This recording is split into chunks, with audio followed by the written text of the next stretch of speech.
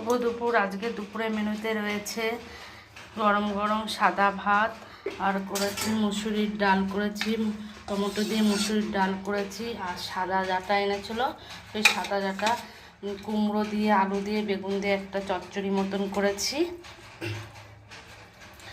আর করেছি ওই ডাঁটার শাক করেছি, আর ডিমের মামলেট করেছি পেঁয়াজ দিয়ে, আর এখানে করেছি পেঁয়াজি, আর ছেলের জন্য ডিমের পোচ করেছি, আর লেবু কাটা রয়েছে। এই হলো আমার দুপুরের মেনু।